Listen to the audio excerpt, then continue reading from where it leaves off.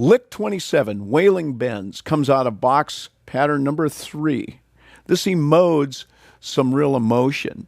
It's a slow burner, and it's just held out with a nice long note held out and descends down the scale a little bit and just hangs in those notes and really creates sort of a bending feeling, emotion.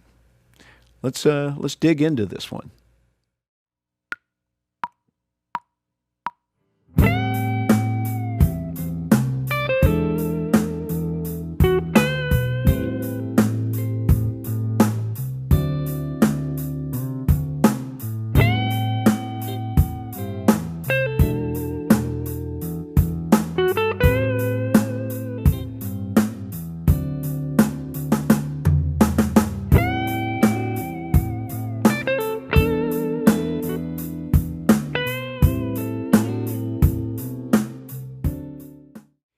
A minor pentatonic, box pattern 3.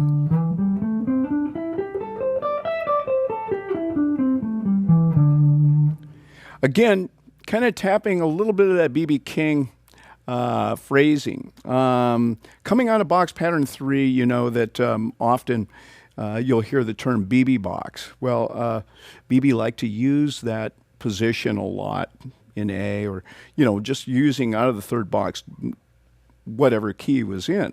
And so it lends itself really well to getting up high or down low pretty quickly. It's kind of middle ground, if you will. So in this riff, we're taking this E and we're bending it to a G. So that's a step and a half, or a minor third interval bend. So we're going to grab that note, and you could put some shake on it if you want. Or just hold it there. It has a real sort of whiny, conveys, you know, a certain amount of emotion and there if you just kind of let it sit there for a moment. Then we come off of that bend, and you're going to need to use a lot of support in that bend because that's a pretty significant bend. Once you come off that, you're coming back down into position.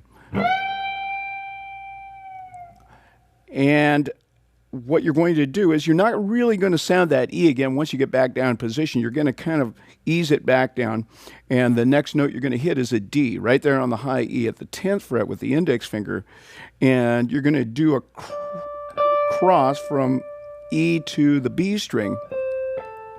And the B string, you're going to hit the 13th fret, which is C, the minor third, and then pull off to the root, A. Okay, so we have, here's the bend. And that little feel like that. Now you can rake that. You can rake the high E to the B. Kind of an economy picking, or sort of sweep picking, if you will, or rake. You can also alternate pick it. And then from that A there at the 10th fret of B, we're going to drop down to the G flat on the 11th fret and come back to A again. So we hit that G flat with the 2 finger there at the 11th on G, coming back up to A on the B string at the 10th fret, and then hitting the B string again at the 12th fret and doing just a nice little, I like to call it whale tones, but sort of a nice mournful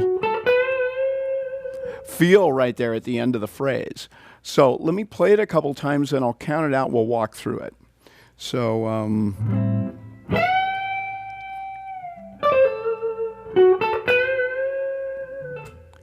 now, you have some license to do whatever you want with this. At the end of this, you can just let it ring out and let it fade. Or you can play with it a little bit like that as well. So here it is again.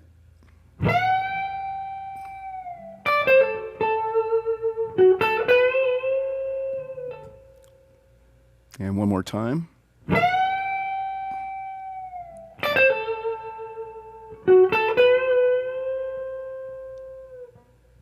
Okay? Let's walk through it together. So let's make that bend. And remember, you want to use a lot of support on this. So thumb is basically not on the back of the neck, but simply on the top of the neck. And so you're allowing your thumb to push down, get a good grip, and using index and middle fingers to support your bend. It's very important. So let's do this bend here together. 1, 2, 3, 4. Okay? You hold it there to get a feel for it. And bring it back down. You're going to hit that D note right there on the high E. Index finger. And pinky coming up to the 13th fret, grabbing that minor third C, and pulling off to the root A. Okay? Just for fun, try that rake, that sort of short sweep. That's a real typical BB move. He uses that a lot in his playing. And from there, we're going to drop down to the G string and the G flat, the 6th of A, back up to A on the B string at the 10th fret, and finish off with hitting the B string at the 12th fret. And just a soulful moan right there.